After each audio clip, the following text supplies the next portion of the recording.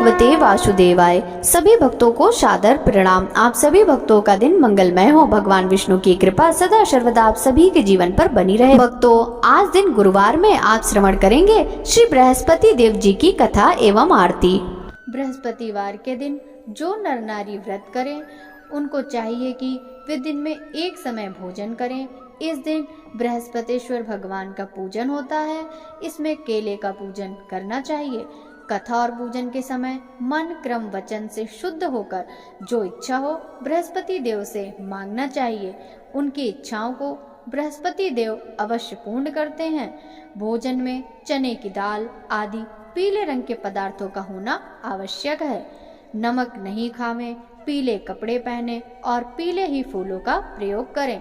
पीले चंदन से पूजन करें। पूजन के बाद प्रेम पूर्वक गुरु महाराज की कथा सुननी चाहिए।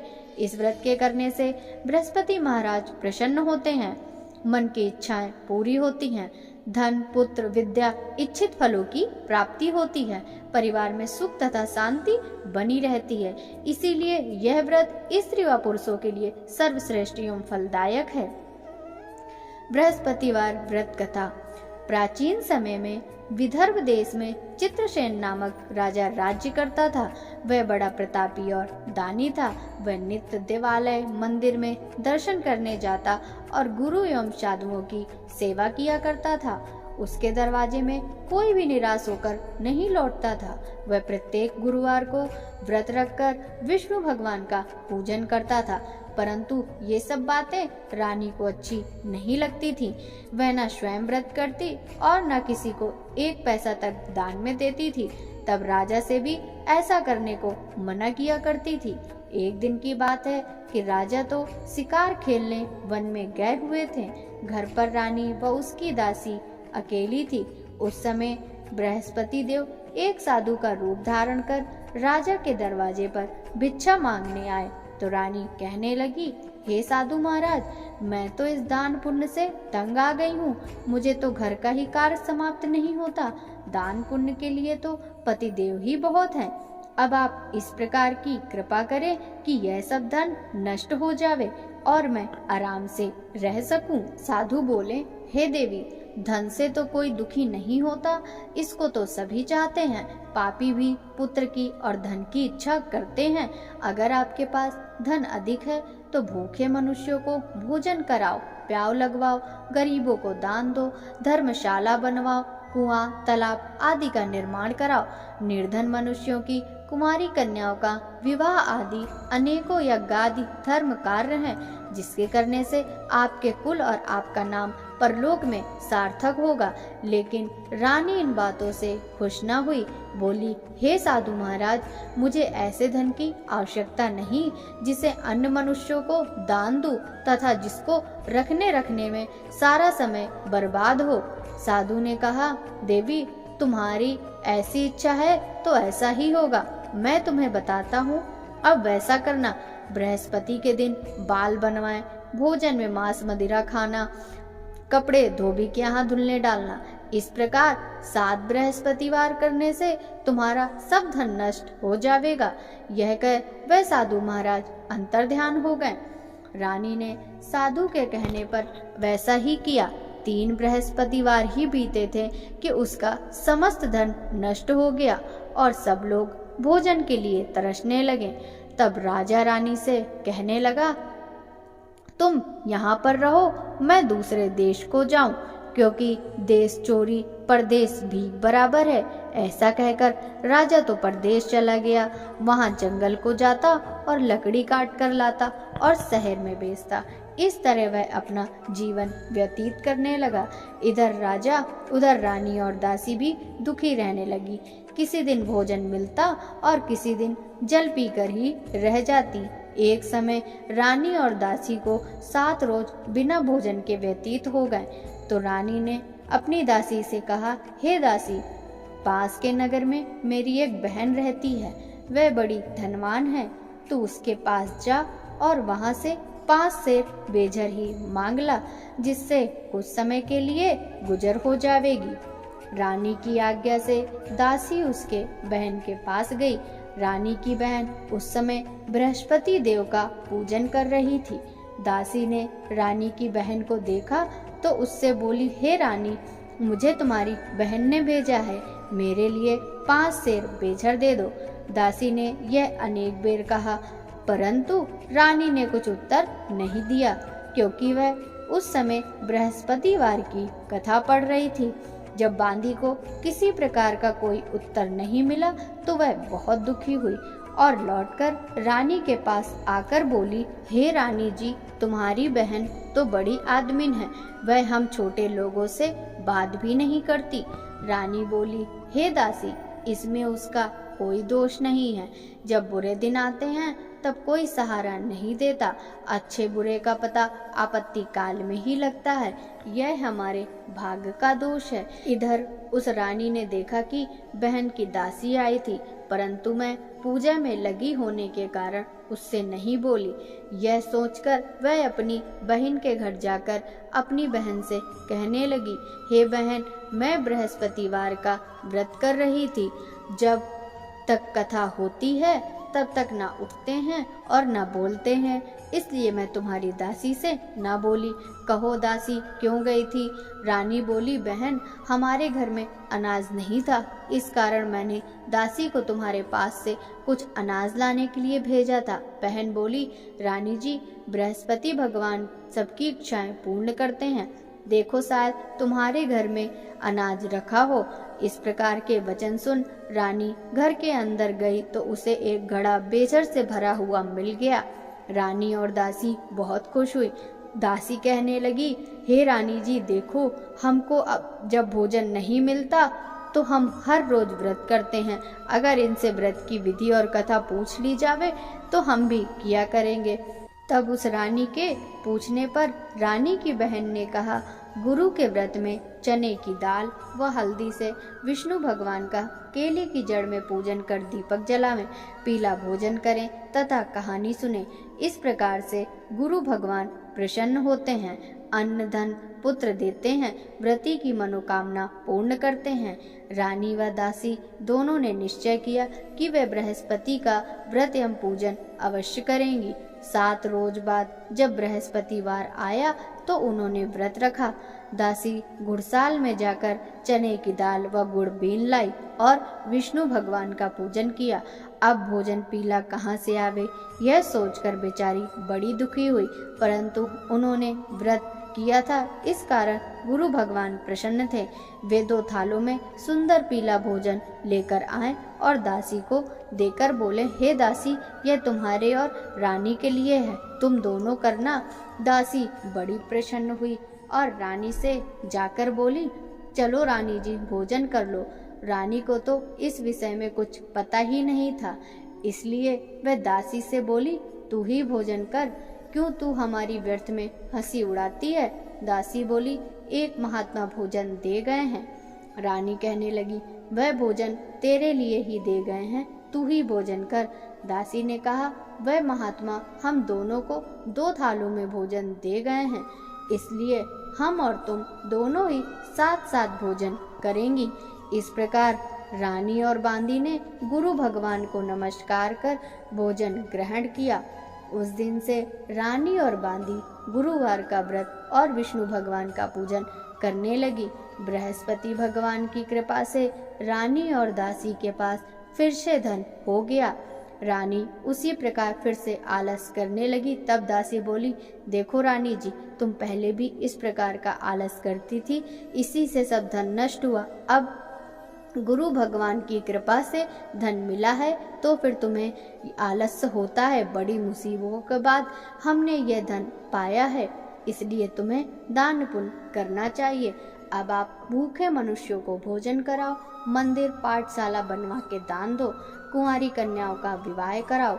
इस तरह धन को शुभ व धर्म कार्यों में खर्च करो, जिससे तुम्हारे कुल का यश बढ़े तथा स्वर्ग प्राप्त हो। इस प्रकार तुम्हारे पितर भी प्रसन्न होंगे। रानी ने जब ये शुभ कार्य करने प्रारंभ कर दिए तो उनका यश फैलने लग गया। एक दिन रानी और दासी विचार करने लगी कि न जाने राजा किस दशा में होंगे, उनकी कोई खबर नहीं मिली है। उन्होंने गुरु भगवान से प्रार्थना की तो भगवान ने रात्रि में राजा को स्वप्न में कहा, हे राजा, जा तेरी रानी तुझको याद करती है। राजा प्रातःकाल उठा और विचार करने लगा। स्त्री जाति खाने व पहनने की संगनी होती है, पर स्वप्न की बात मानकर वह अपने नगर के लिए चलने को तैयार हुआ। यहाँ परदेश में वह प्रतिदिन जंगल से लकड़ी लाता और शहर में बेचकर अपने जीवन को बड़ी कठिनाई से व्यतीत कर रहा था।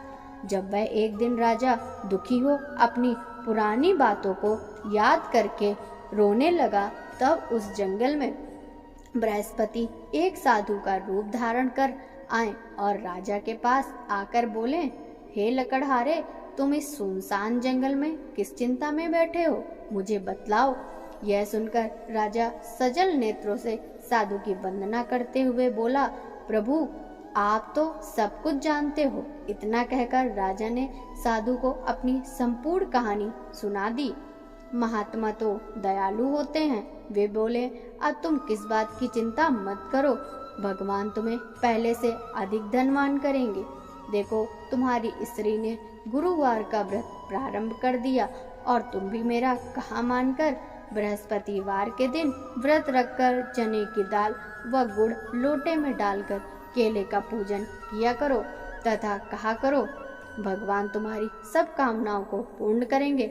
साधु को प्रसन्न देख राजा बोला, प्रभु मुझे लकड़ी बेचकर इतना पैसा नहीं मिलता जिससे भोजन करने के बाद कुछ बचा सकूं। मैंने कल रात्रि में अपनी रानी को भी व्याकुल देखा है। मेरे पास कुछ भी नहीं है जिससे उसकी खबर भी मंगा सकूं। फिर मैं कौन सी कहानी कहूँ, यह भी मुझको मालूम नहीं है। साधु ने कहा, तुम किसी बात की चिंता मत करो। बृहस्पतिवार के दिन तुम रोजाना की तरह लकड़ियां लेकर शहर जाओ। तुम्हें रोजाना से दुगना धन प्राप्त हो जाएगा, जिससे तुम पेट भर भोजन कर लोगे तथा बृहस्पति देव की पूजा का सामान भी आ जाएगा। बृहस्पति देव की कहानी इसी प्रकार कही जाती है। प्राचीन काल में एक बहुत निर्धन ब्राह्मण रहता था। उसको कोई संतान नहीं थी। उसकी स्त्री बहुत मलिनता के साथ रहती थी। वह न स्नान करती, न किसी देवता का पूजन करती। प्रातःकाल उठते ही सर्वप्रथम भोजन करती, बाद में कोई अन्य काम करती। ब्राह्मण देवता बड़े दुखी थे। बेचारे बहुत कुछ कहते किंतु उसका परिणाम न निकलता। भगवान की कृपा से ब्राह्मण की स्त्री के कन्या रूपी रत्न पैदा हुआ। वह धीरे धीरे बड़ी होने लगी। बालिका प्रातः स्नान करके विष्णु भगवान का जप और गुरुवार का व्रत करने लगी। अपने पूजन को समाप्त कर वह स्कूल जाती। जाते समय मुट्ठी में जौ भर के ले जाती और स्कूल के मार्ग में डालती जाती। वे जौ स्वर्ण के हो जाते, जिन्हें लौटते समय वह बीन कर ले आती थी। एक दिन बालिका सूप में सोने के जौ फटक कर साफ कर रही थी कि उसके पिता ने देख लिया तो कहा, बेटी सोने के जौ फटकने के लिए सोने का ही सूप होना चाहिए। दूसरे दिन गुरुवार था। कन्या ने व्रत रखा और बृहस्पति देव से प्रार्थना करके कहा, हे प्रभु, मैंने आपकी पूजा सच्चे मन से की है तो मेरे लिए सोने का सूप भी दो। बृहस्पति देव ने उसकी प्रार्थना स्वीकार कर ली। नित्य की भांति वह जौ डालती हुई पाठशाला गई। तब लौटते में जौ बीन रही थी। बृहस्पति देव की कृपा से वहां सोने का सूप मिला। वह उसे घर ले आई और उससे जौ साफ करने लगी। एक दिन की बात है, वह कन्या सोने के सूप में सोने के जौ फटक रही थी। उसी समय नगर का राजपुत्र वहां से होकर निकला।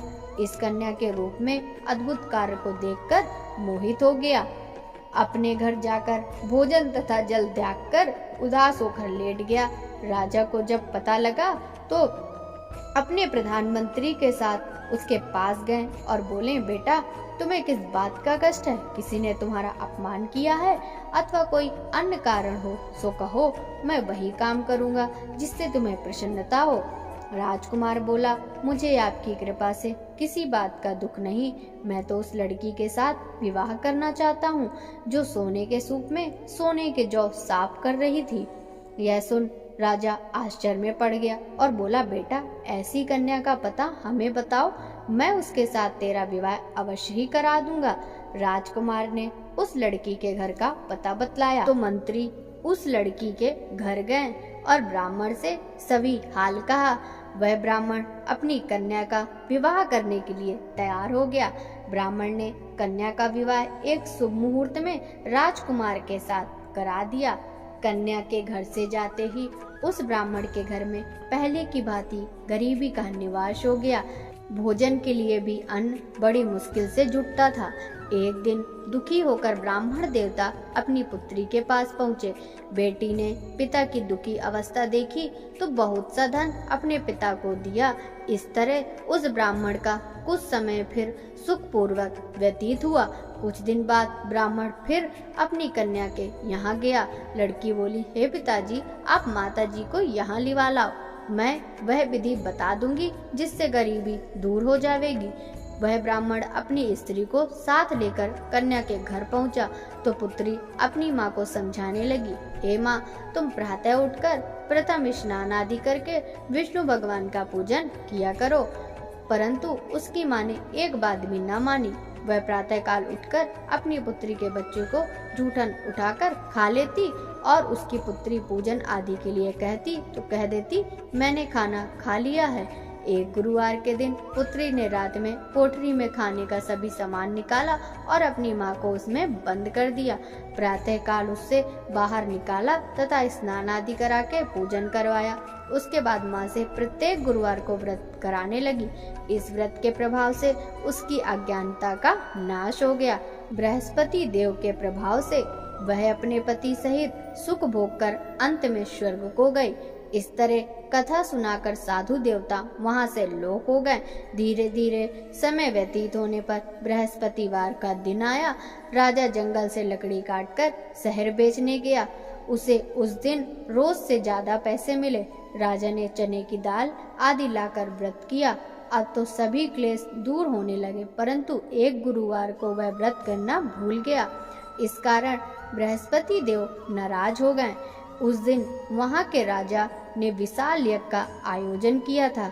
उसने नगर में यह घोषणा करा दी कि कोई भी मनुष्य अपने घर भोजन न बनावे, न चूल्हा में आग जलावे। समस्त जनता मेरे यहाँ भोजन करने आवे। इस आज्ञा को जो न मानेगा उसको सजा दी जाएगी। राजा की आज्ञानुसार नगर के सभी लोग भोजन करके चले गए, मगर वह लकड़हारा कुछ देर से पहुंचा, इसलिए राजा उसको अपने साथ महल में लिवा गए। जब वह भोजन कर रहे थे तो रानी की नजर खूंटी पर पड़ी जिस पर उसका हार लटक रहा था। अब हार वहां नहीं था। रानी ने कहा, मेरा हार इसी मनुष्य ने चुरा लिया है। राजा ने उसको जेल खाने में डलवा दिया। जब राजा जेल खाने में पड़ गया तो विचार करने लगा कि जाने कौन से कर्म से मेरे लिए यह दुख प्राप्त हुआ। वह साधु की याद करके रोने लगा तो बृहस्पति देव साधु के रूप में प्रकट हो गए और उसकी दशा देखकर कहने लगे, अरे मूर्ख, तूने इस बार बृहस्पति देव का व्रत नहीं किया, इस कारण तेरे लिए दुख प्राप्त हुआ है। अब चिंता मत कर, बृहस्पतिवार के दिन जेल खाने के दरवाजे पर कुछ पैसे पड़े मिलेंगे, तू सामान मंगाकर व्रत करना। ऐसा ही हुआ और राजा ने कथा कही। उसी रात्रि को बृहस्पति देव ने उस राजा को स्वप्न में कहा, हे राजा, तुमने जिस आदमी को जेल खाने में बंद किया है वह निर्दोष है, उसे छोड़ देना। रानी का हार तो उसी खूंटी पर लटका है, अगर ऐसा नहीं करेगा तो मैं तेरे राज्य को नष्ट कर दूंगा। राजा प्रातः काल उठा और खूंटी पर हार देखकर लकड़हारे को बुलाकर क्षमा मांगी तथा राजा के योग सुंदर वस्त्र आभूषण देकर उसे विदा किया। अब गुरुदेव की आज्ञा अनुसार राजा अपने नगर को चल दिया। राजा अपने नगर के निकट पहुंचा तो उसे बड़ा आश्चर्य हुआ। नगर में पहले से अधिक बाग, तालाब और कुएं तथा बहुत सी धर्मशाला, मंदिर बन गए थे। राजा ने पूछा, यह किसके बाग और धर्मशाला हैं? तब नगरवासी कहने लगे, यह सब रानी और बांदी के हैं। राजा को सोच हुआ और गुस्सा भी आया। जब रानी ने यह खबर सुनी कि राजा आ रहे हैं तो उसने बांदी से कहा, हे दासी, देख, राजा हमको कितनी बुरी हालत में छोड़ गए थे, कहीं ऐसी हालत देखकर कुछ संदेह करके लौट नहीं जाए। दासी राजा को अपने साथ लिवा लाई। राजा ने क्रोध करके अपनी तलवार निकाली और रानी से पूछा कि इतना धन तुम्हें कैसे प्राप्त हुआ। रानी ने कहा, हमें यह सब धन बृहस्पति देव के व्रत एवं पूजा से प्राप्त हुआ। राजा तो स्वयं उनका प्रभाव देख चुका था, अतः प्रसन्न हो गया। अब राजा ने निश्चय किया कि 7वें दिन तो सभी बृहस्पति देव का पूजन करते हैं, परंतु मैं प्रतिदिन 3 बार कहानी कहूँगा। राजा ने दुपट्टे में हर समय दाल बंधी रहती, वह दिन में 3 बार कहानी कहता। एक बार राजा ने सोचा कि चलो अपनी बहन के यहाँ हो आवे। यह सोचकर राजा अपने घोड़े पर सवार हो अपनी बहन के यहाँ चल दिया। मार्ग में उसने देखा कि कुछ आदमी एक मुर्दे को लिए जा रहे हैं। उन्हें रोककर राजा कहने लगा, अरे भैया, मेरी बृहस्पति की कहानी सुन लो। वे बोले, लो हमारा आदमी मर गया, इसे अपनी कथा की पड़ी। परंतु कुछ आदमी बोले, अच्छा कहो, तुम्हारी कथा हम सुनेंगे। राजा ने दाल निकाली और कथा कही। जब कथा आधी हुई तो मुर्दा हिलने लगा और समाप्त होने पर राम राम करके खड़ा हो गया। आगे मार्ग में एक किसान खेत में हल चलाता मिला। राजा उससे बोला, अरे भैया, मेरी बृहस्पतिवार की कथा सुन लो। किसान बोला, जब तक मैं तेरी कथा सुनूंगा तब तक 4 हरैया न जोत लूंगा। तुम अपनी कथा किसी और को सुनाना। राजा आगे चला, परंतु राजा के हटते ही बैल पछाड़ खाकर गिर गए तथा किसान के पेट में बहुत जोर दर्द होने लगा। उसी समय उसकी माँ रोटी लेकर आई। जब उसने देखा तो अपने पुत्र से हाल पूछा। बेटे ने सभी हाल कह दिया। बुढ़िया दौड़ी दौड़ी उस घुड़सवार के पास आई और बोली, तुम्हारी कथा मैं सुनूंगी, तुम अपनी कथा मेरे खेत पर चलकर कहो। राजा ने बुढ़िया के खेत पर कथा कह दी, जिससे सुनते ही बैल खड़े हो गए तथा किसान के पेट का दर्द दूर हो गया। यहाँ से राजा अपनी बहन के घर जा पहुँचा। बहन ने भाई की मेहमानी की। दूसरे दिन प्रातः राजा जगा तो उसने देखा कि सब लोग भोजन कर रहे हैं। राजा ने अपनी बहन से कहा कि ऐसा कोई मनुष्य नहीं है जिसने भोजन ना किया हो, वह मेरी बृहस्पति की कथा सुन ले। बहन बोली, हे भैया, यहाँ सभी भोजन पहले करते हैं और बाद में अन्य काम करते हैं। अगर कोई पड़ोस में हो तो उसे बुलाकर लाऊं, परंतु वहां उसे ऐसा व्यक्ति नहीं मिला जिसने भोजन न किया हो। राजा के फिर से कहने पर वह कुम्हार के घर गई, जिसका लड़का बीमार था।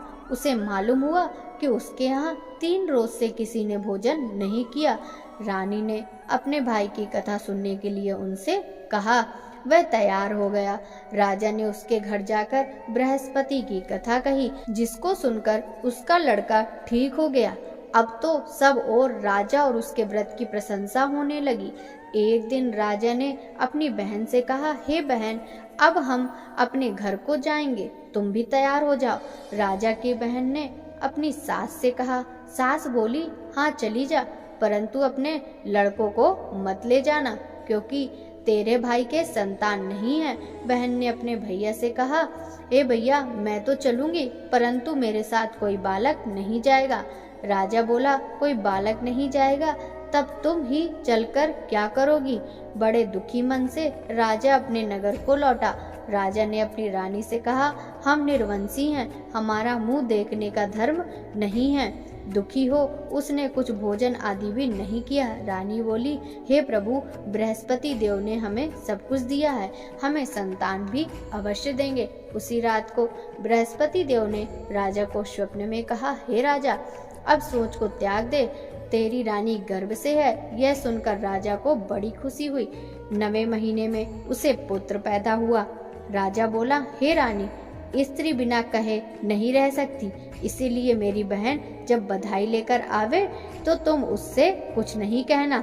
रानी ने सुनकर हाँ कर दी, लेकिन जब राजा की बहन ने यह शुभ समाचार सुना तो बड़ी खुशी से बधाई लेकर भाई के यहाँ आई। तो रानी बोली, मेरी ननंद घोड़ा चढ़कर तो नहीं, गधा चढ़कर आई।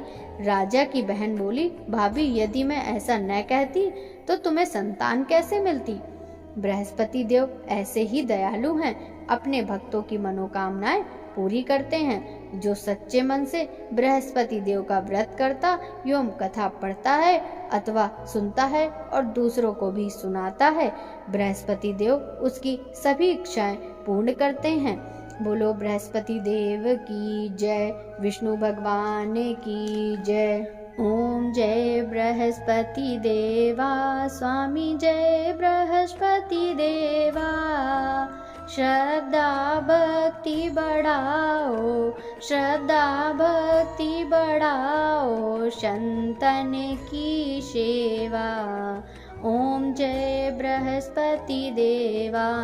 पार ब्रह्म परमेश्वर, पार ब्रह्म परमेश्वर, तुम सबके स्वामी। ओम जय बृहस्पति देवा। ज्ञान न जानू, ध्यान न जानू, नित्य करूं सेवा। ओम जय बृहस्पति देवा। तुम बिन गुरुदेव न दूजा, आस करूं जिसकी, प्रभु आस करूं जिसकी। मैं अज्ञान अगोचर, तुम फल के देवा। ओम जय बृहस्पति देवा।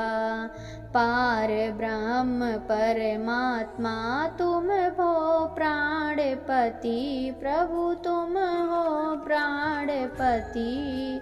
दर्श दिखाओ मत तरसाओ, चारों फल देवा। ओम जय बृहस्पति देवा। बृहस्पति जी की आरती जो कोई नर गावे, प्रभु जो कोई नर गावे। दर्शन पावे जो ध्यावे, विघ्न कटे देवा। ओम जय बृहस्पति देवा। स्वामी जय बृहस्पति देवा। बोलो विष्णु भगवान की जय।